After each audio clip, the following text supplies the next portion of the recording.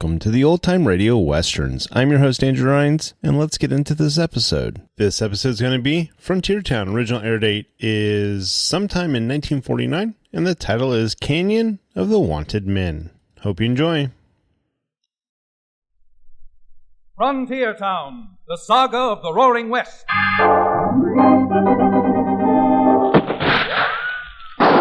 Frontier Town. El Paso, Cheyenne, Calgary, Tombstone. Frontier Town.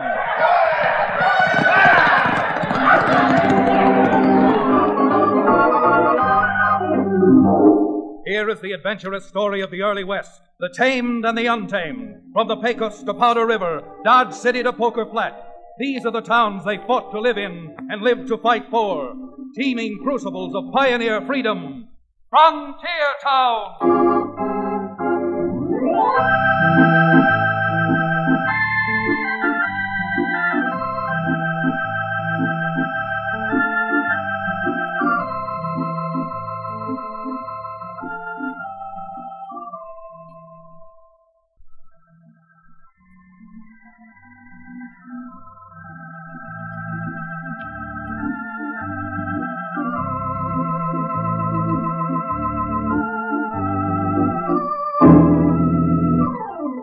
Hello there. If you ever happen to be in the frontier town called Dos Rios, well, here and now you've got an invitation to look me up. My office is over Cherokee O'Bannon's Dos Rios livery stables, and I'm Chad Remington, frontier lawyer. Now, don't go misunderstanding my invitation. I'm not aiming to say that when you're in Dos Rios, or even on the frontier itself, you're going to need a lawyer. But being a lawyer, and a frontier lawyer at that, I'm certainly equipped to tell you a yarn or two to pass your time waiting between stagecoaches. Now, of course, they say that a good salesman always shows his samples. So, here's a sample of a yarn and an adventure which I'm only too happy to spin for you. Now, it all started when a brazen and cold-blooded gang of road agents, under the whiplash of a gunslammer known as Pecos Rowley, waited until Wells Fargo had carried a large shipment of gold into town. And then they swooped down, guns blazing. Stand the door! Don't let him get away! Cherokee, come on! Up this way with me! Just keep riding, Chad. I'm right behind you. Counselor, I'm not objecting to being in this posse, but I'm not a mountain goat. Where are we going? Back into these hills, Cherokee, until we find them or lose their trail. Now stop jawing and keep that horse moving. Come on!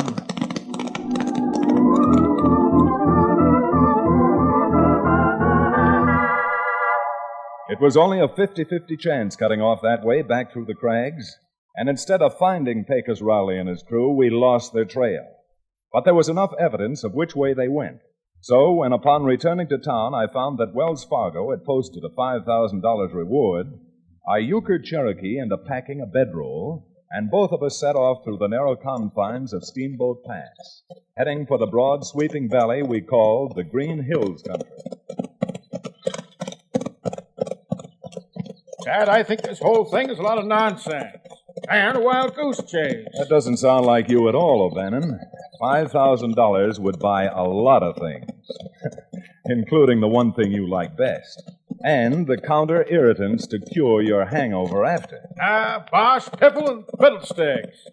Besides, with a bloodthirsty killer like Pecos, whatchamacallit, an excursion of this nature is fraught with danger. Danger? Yes, with danger. How do you know where he's hit now? Where he might be? Why, any moment riding along here, he might spot us over the sights of his rifles and... Down! Down, Chad! We've been discovered by that polecat!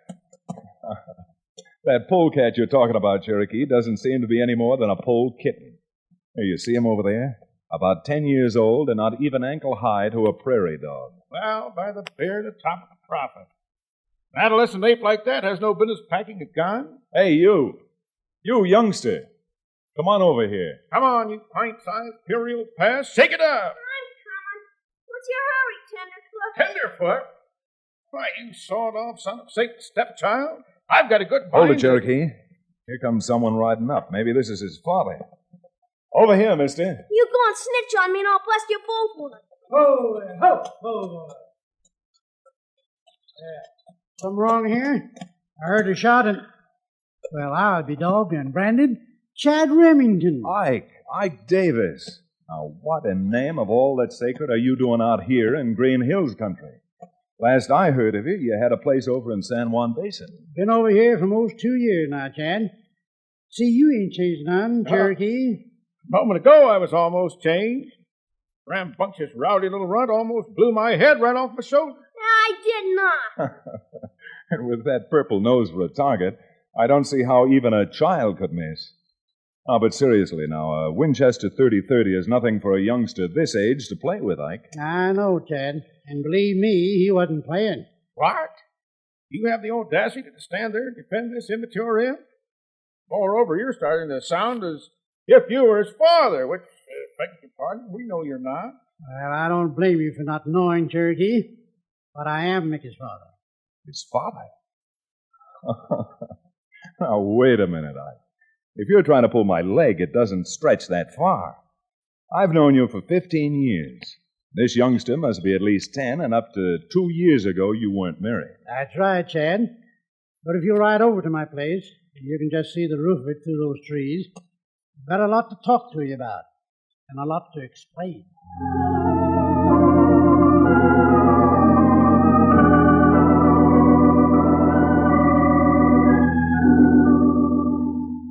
Now, wait a minute, Ike. You'll have to go a little more slowly. Now, tell me that last part just once more, about how you got married. Well, I thought by moving to the Green Hills country, I might do better than I did over in the San Juan Basin. But with no money and not being able to hire much help, things got worse instead of better. Uh-huh. So, being able to do most of the outside work myself, what I needed was a woman to look after the house and the little chores.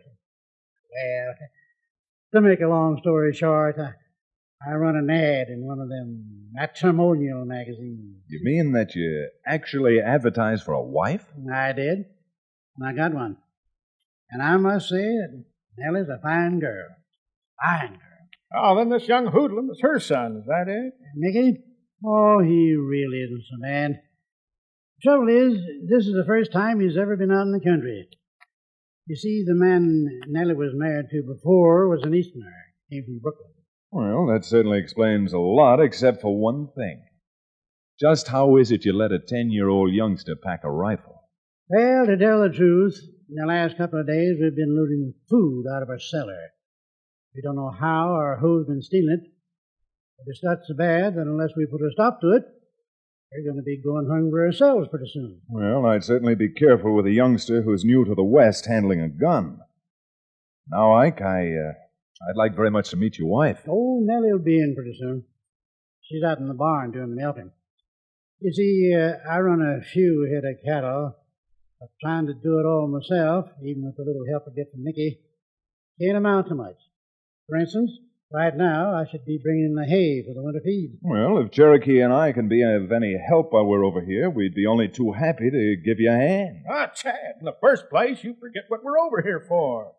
And in the second place, when I bend my elbow, I'm not in the habit of bending it with a pitchfork. Well, a little bit of honest work won't do a bit of good. Oh, come on in, Nellie. I want you to meet two of my old friends from Dos Rios. Well, any friends of Ike's are certainly friends of mine, I always say. Chad Remington and Cherokee O'Bannon, my wife, Nellie. How do you man. do? Well, I'm very pleased to make your acquaintance. I'm sure likewise. Nellie, Chad and Cherokee are going to stay here for a few days and help us get in the hay.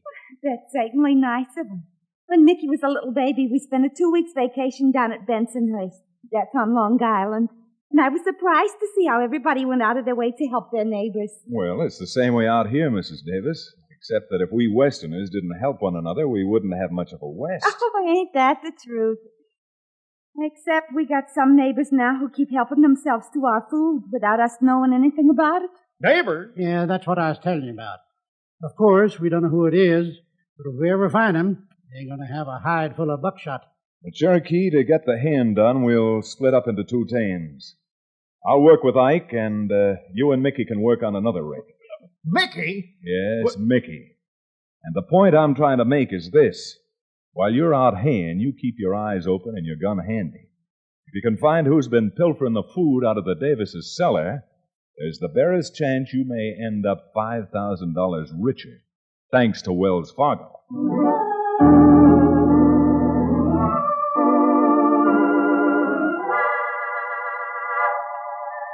Of course, I mentioned the $5,000 to get Cherokee to go to work, having no idea that the wide loop I was throwing might settle awfully close to the truth.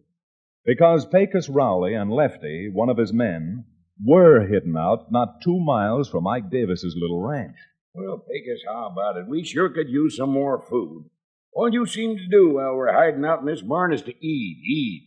Nothing but eat. Yeah, I know, Lefty. With every sheriff between Dos Rios and Denver looking for us, don't dare show my face for a while. And just hanging around makes me nervous. And hungry. Well, it's a good thing this deserted place is just a couple of miles from that Davis ranch, or we'd be eating twigs and grasshoppers. How about it? Want to ride over there and sneak into their cellar again? Yeah, but I sure don't like walking them 2 miles over there, then 2 miles back, loaded down. Well, why can't we take the horses? Yeah, and have someone spot us? Nothing doing. And while the hay in that field is up to our shoulders and we can walk through it without being seen. Go on, I'm getting hungry again. Let's go.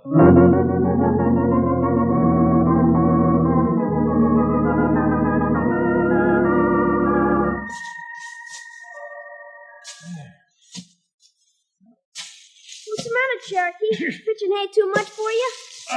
Well, no, Mickey, but I just thought that you'd stop now here for a few minutes. I could give you a lesson or two on how to shoot that rifle. Are you kidding?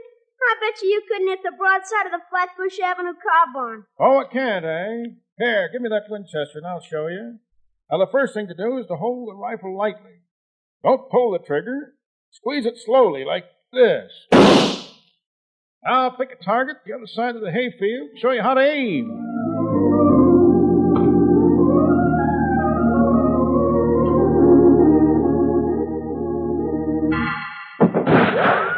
Lefty, hold it. Who in blazes tossed that shot, Mickey? Hey, you see over there? Huh? Some Jasper with a rifle and a little kid. Mickey, you think they spotted us? Not where them last 2 shots went, but I'm sure gonna find out. Come on. How are you getting the idea, Mickey? Why, you ain't in nothing yet. You're back in Franklin. I take you down to Coney Island for a shooting gallery and teach you. Wait a minute, Lefty. What's going on here, anyhow? You keep your lip buttoned up, maybe we can find out. Cherokee, I'll bet you're afraid of guns. Afraid of guns? Why, listen, my urban urchin. You know the reason why Chad and I are up here in the Grass Hills Country? Why we're up here to capture one of the worst crooks in the entire West. Pecos Rowley. Why, that big mouth. Lefty, you leave that gun alone. Ain't no shooting out here. Because I just got an idea that's going to take care of both of them and give us money to burn. Come on. We're going back to the hideout and start this thing working.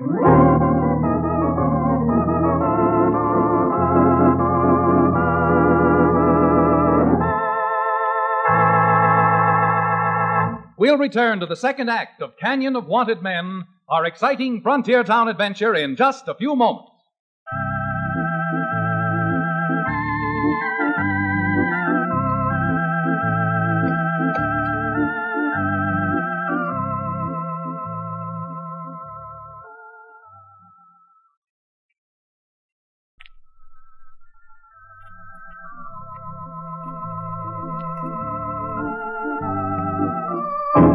And now, Frontier Town.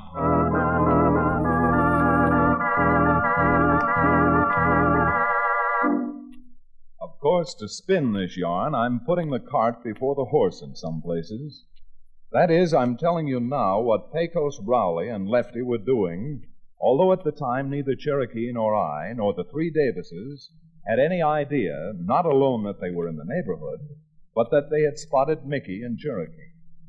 Well, so I don't get the chronology too confused before we go back to the Davis Ranch, let's find out just what it is Pecos had in mind when he said that running across Cherokee and Mickey was going to mean money in the bank to him. I don't know, Pecos. Maybe I am stupid, but I still don't see what you're driving at about that kid we seen in the hayfield. Look, you heard what he said, didn't you, while we were walking up toward him? Yeah, but... He said something about Coney Island, didn't he? Sure. Coney Island's back east somewhere, huh? New York, ain't it? That's right. New York. So? So, a kid that age who knows about Coney Island must come from New York. Must come from New York. How do you know? By putting two and two together, that's how. Haven't you heard? Some of these ranchers out here are taking Eastern dudes in for boarders, like they do at hotels. Well, what if he does come from Coney Island? There certainly was no reason for not ventilating him and that red-nosed monkey with him. What's the matter? You got friends in Coney Island or something? Oh, you knothead. I ain't got friends in Coney Island. But if you'd ever stop to think, maybe you'd see what I mean. If the kid is a dude who's out here boarding at the Davis Ranch, what does that mean? Yeah, never mind, I'll tell you. It means his old man or his mother has to have a hatful of dinero, that's what. Rich Easterners. Okay, so they're rich Easterners. What's that to us? What's it to us? Oh, nothing. Nothing more than $50,000. Don't you see? We go over to the Davis Ranch tonight, sneak into the kid's room and grab him. Yeah? Then we leave a note that tells them if they want to get the kid back, it's going to cost them $50,000 of Uncle Sammy's nice new frog skins. Now do you get it? Hey, you got a real good idea there, Pickus. Real good. Only, what happens if they don't pay us the $50,000? Or if they ain't got that much? Then you can do what I stopped you from doing this afternoon. You can get out that gun you're so anxious to use and shoot the brat full of nice little round holes.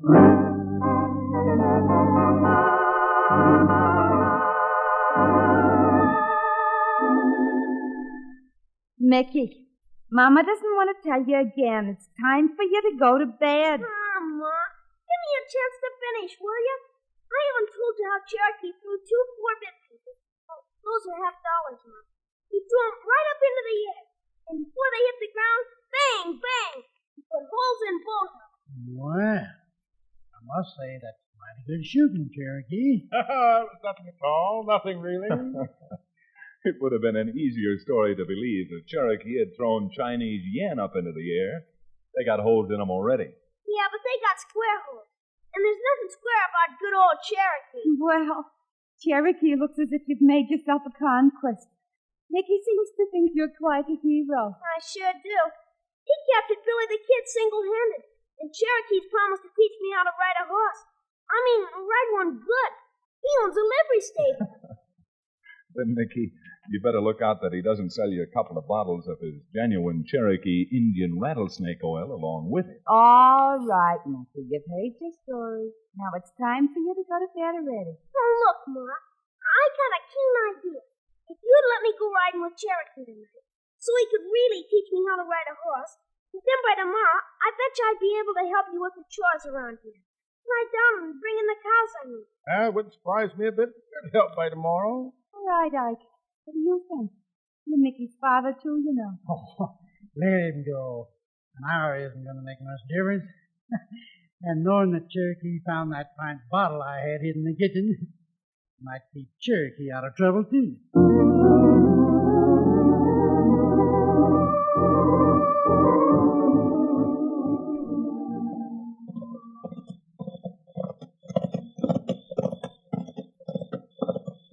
Hey, Lefty, quick, rein up. Oh, all right. What's up, Pecos? What's the matter? Look, will you? We're playing in luck. Ain't that the kid and the fellow we seen him with this afternoon riding toward us? Yeah. Looks that way. Now wait till they're almost on top of us.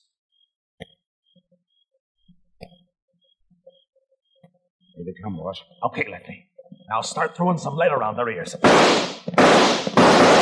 All right! Hold it! You don't want to get blasted clean out of your saddles.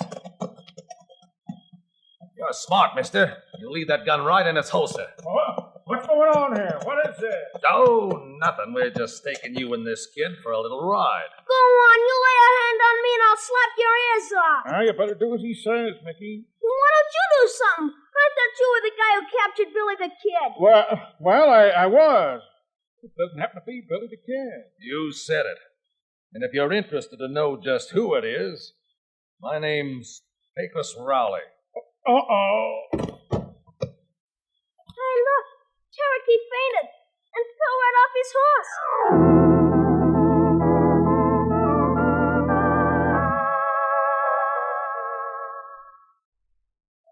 Believe me, Mrs. Davis, I'd give my right arm if I knew what happened to Cherokee and Mickey. No, Chad. You've got to do something.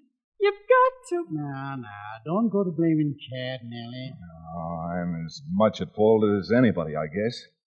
But I think with your help, Ike, maybe we can find them. Oh, Chad, you mean you know what happened to him? Well, about a mile from here, I found tracks where 2 horses had stopped.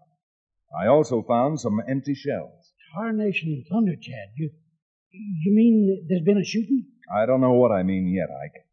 Except that the hoof tracks seem to lead past the fence at the south of your hayfield and over through those aspens. Through the aspens. But Ike told me there was nothing over there except an old shack and a barn that had deserted. Deserted, and some folks say haunted. Oh, Oh, now, look, man, you got to pull yourself together. You'd better go into the kitchen and fix yourself a cup of strong coffee. Ike, go strap a gun on and get yourself a horse. We got some trailing to do, and I'm afraid that this time every second counts.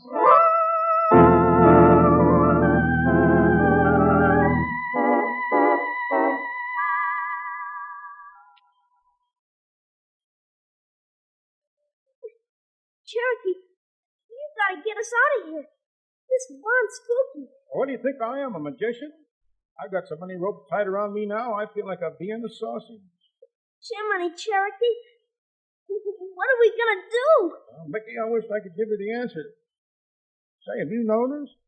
The boards in this loft we're standing on are rotten. If we're lucky enough, maybe I can bust them through like this. Cherokee, I think I hear someone coming. You low-down, good-for-nothing thieving crook. What are you back for now? Just wrote a note I want this brat to sign so we can collect some money from his mother. Lefty, you climb up in that door. What's that? That's me getting loose, that's what it is. Mickey, look out! Lefty, he's busting through the floorboards.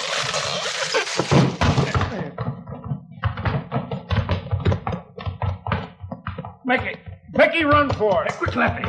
Grab that kid. Let go of me, let go! You let go of me! You concerned brat. Now I got you.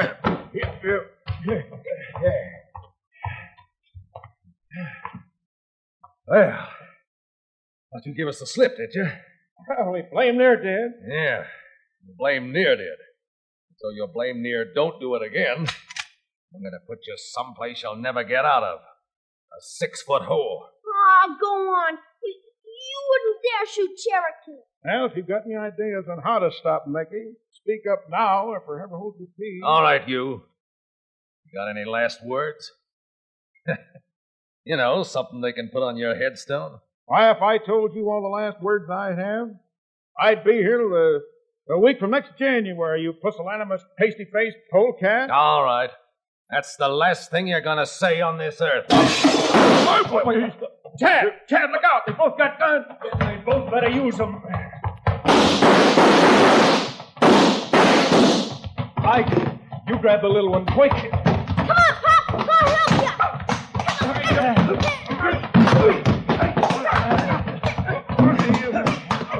All right, you hold him, Chad, and I'll slug him.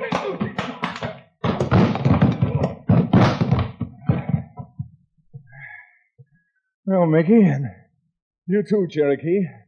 I don't know how you did it, how you found them, but this was good work. This barman is Pecos Rowley. Yes. Oh! Jiminy Christmas. Cherokee's gone and fainted again.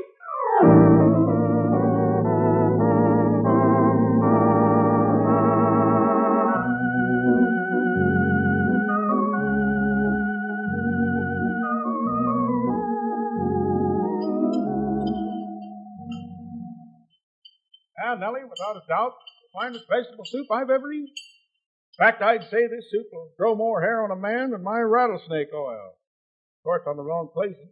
Hey, if you think this is good, Cherokee, you ought to taste the soup Nellie makes called clam chowder. Coney Island clam chowder. you don't have clams out here. Oysters. And they're too expensive for folks like us to buy anyway. Yeah. My mom's a swell cook. Well, with Pecos' trial coming up at the end of this week, you'll be getting your share of the Wells Fargo reward money. That ought to buy you a lot of things that you need. Jumped up John Thomas Chad. No such thing. That reward belongs to you and Cherokee, not me. Oh, maybe not to you, Ike, but Mickey is certainly entitled to his share. Oh, shucks, Chad. I didn't do nothing. Oh, the ticket you didn't. You put that horrible-looking lefty on his gun arm so he couldn't use it. Matter of fact, I think you saved my life. Well, if that's true, Cherokee, maybe you ought to give Mickey your share of the Wells Fargo reward, too. Oh, no, I should say not. I wouldn't hear of it. Nellie, it might prove to be a very good thing for Cherokee. Anytime he gets his hands on money, he throws it away over the nearest bar. Ah, but not this time, Counselor. This time I put my money in the savings bank. Oh, so? And why the change of heart? Well, they gave me a little pocket bank to save my nickels and dimes there. It has a quotation on it. It says, "Giant oaks the little acorns grow." Yes. So, being a man who's interested in any kind of corn that's an aging oak, I figure I ought to end up owning a distillery.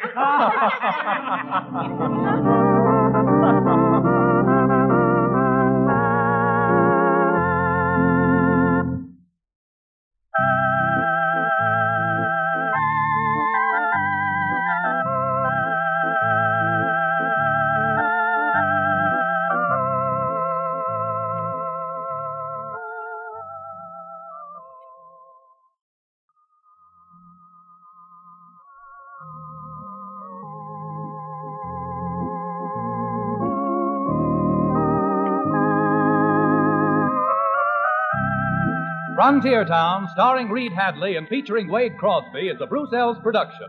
Story and direction by Paul Franklin. Music written and played by Ivan Ditmar. Be sure to be with us again, same time next week, for another fine action-adventure story with your favorite young Western star, Reed Hadley. And now this is Bill Foreman telling you that Frontier Town comes to you from Hollywood.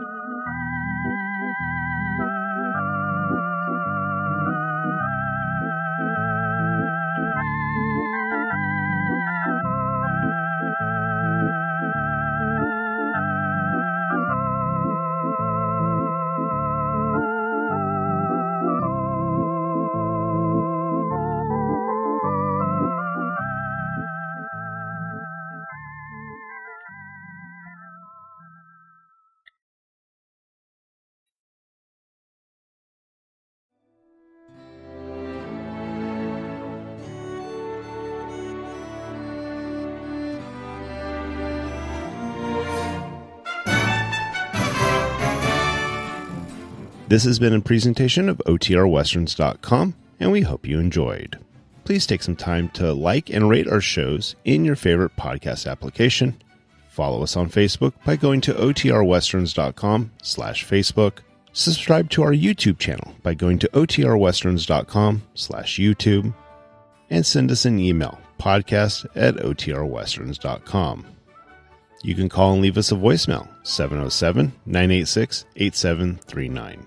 This episode is copyright under the Attribution Non-Commercial Share-alike copyright. For more information, go to OTRWesterns.com/copyright. Have a great day, and thanks for listening.